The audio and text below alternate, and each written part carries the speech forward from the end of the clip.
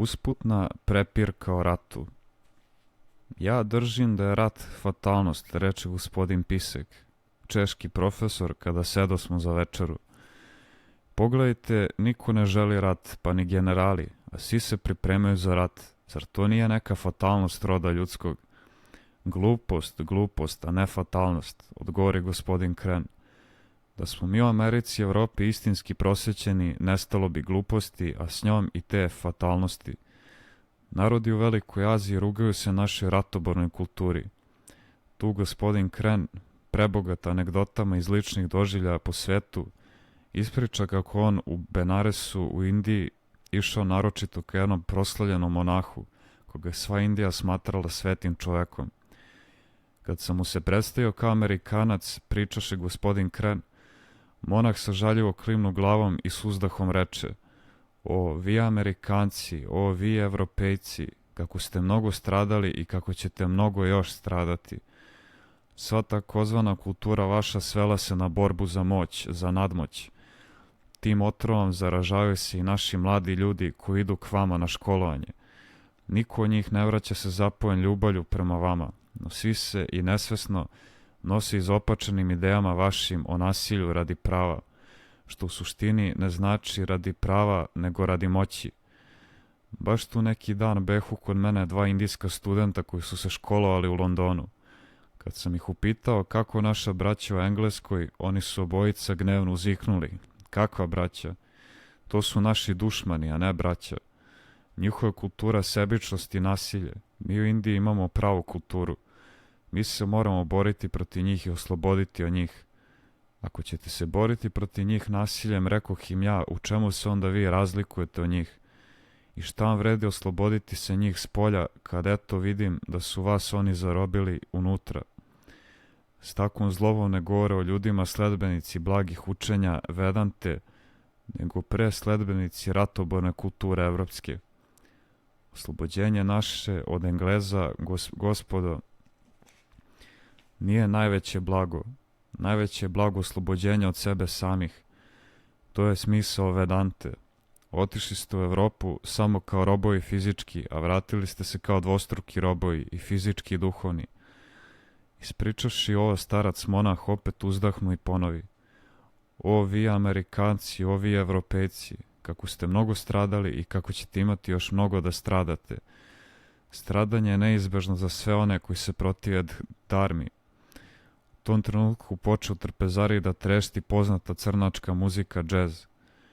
"Čujte samo," uzviknu gnevno gospodin Kren, "čujte samo kakva nam je muzika.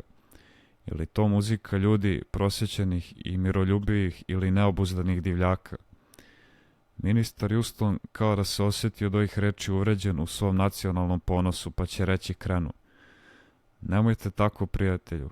Kakvi smo da smo mi Amerikanci, mi smo ipak prosvećeniji i miroljubiviji od Evropljana.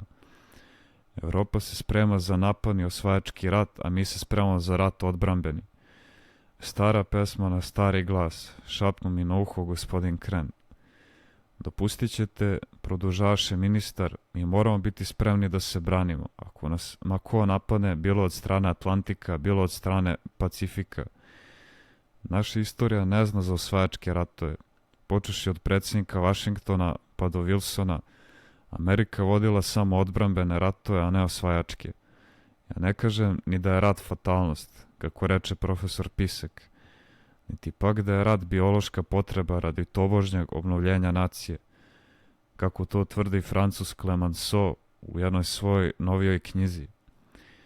Ja velim da je rat divljaštvo koje sila nameće i koje se samo silom može odbiti, to je sve. Svi se narodi užurbano spremaju za nov rat, dragi moj Krene," reče general. "Pa zar samo mi, Amerikanci, da sakrijemo glavu u pesak poput noja i pravimo se nevešti?" "Ne recite svi, Clark," odgovori Kren. "Koji to svi? Indija, Kitaj i Etiopija ne spremaju se za rat, a to je više od polovine roda ljudskog. Evropljani i mi spremamo se za rat, to jest manjina roda ljudskog. Upravo 1/3 roda ljudskog." Tada se general okrete ka Balkancu pa kao u šali upita: "Kamo vi Balkanci pripadate, Krenoj miroljubivoj većini ili ratobornoj manjini?" odgovori na to Balkanac. Mi pripadamo onima koji mrze rat, a koji se pripremaju za rat. Upravo takav je položaj nas u Americi, uzviknu ministar Houston. Mi mrzimo rat, ali se spremamo za rat. Spremamo se po nuždi da bi u kritičnom času odbranili našu demokratiju od imperialističkih zavojevača. Kren se jetko nasmeši pa reče: ratni bes ujednačuje sve, prijatelju dragi. Tu niti što pomaže demokratija, ni autokratija, ni monarhija, ni republika, ni komunizam. Današnja komunistička Rusija isto se tako žurno sprema za rat kao i engleska i japanska monarhija. Isto tako kao amerikanska i francuska republika. Nego čujte me i razmislite. Meni se čini da je taj ratni bes u naše vreme naročito obuzeo belu rasu. Tome sam ja potpuno skrenom, reče general. Niti je bilo, niti ima ozbiljne političke teorije ili vladajuće stranke, koja u krajnjoj liniji nije ili stajala za rat ili prouzrokovala rat. Nijedna politička doktrina do sada nije mogla skinuti veo sa one strašne misterije, što se u životu ljudskom naziva ratom. Ni političari, ni državnici, ni vojnici, pa ni sami prirodnjaci nisu nam do danas pružili ni izdaleka jedno ozbiljno objašnjenje suštine rata, njegovih pravih uzroka i svrha. O tome se do sada ili ćutalo ili pristrasno govorilo. Ponekad mi se učini da je rat nekako skopčan s dubokim i nevidljivim korenom života našega na zemlji. Te tu jedino, ako bi religija mogla kazati neku ozbiljnu reč, nasta tajac. Jedanput general postavi ovako pitanje: zaista, gospodo, ko ikad od belih ljudi napisao neko znamenito delo o ratu? Nietzsche i nemački generali pred svjetski rat, reče neko. Machiavelli, odgovori gospodin Houston s očevidnim podsmehom. To je evropski filosof rata. Naopaki filosof, odrati drugi neko.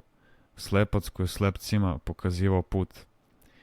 Ja mislim da Machiavelli predstavlja kvintesenciju evropskog pokvarenog uma, dopuni sam sebe Houston. Cijelo društvo izrazi svoju jednodušnu osudu učenja Machiavellijevog.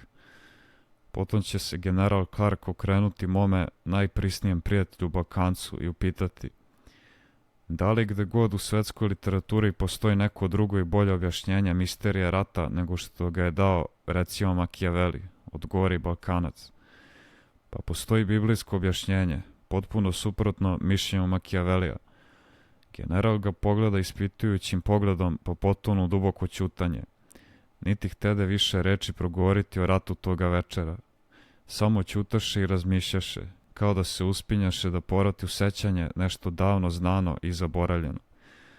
Sutradan pozvao general Clark mene i moga prijatelja Balkanca da se šetamo u čunu po moru ispod krasne vile gospodina Krena. S nama u čunu bilo je još nekoliko otmenih gosti u Krenovih, koje je sam general odabrao i u šetnju pozvao. Čim su posedali u čun, general zamoli Balkanca da izloži nauku o ratu, koja je njemu poznata i koja se njemu čini jedinom istinom. I sve ovo što sleduje napisano je na osnovu onoga što je tada govoreno pri šetnji u čunu po Bosanskom zalivu na Atlantskom okeanu meseca avgusta 1927.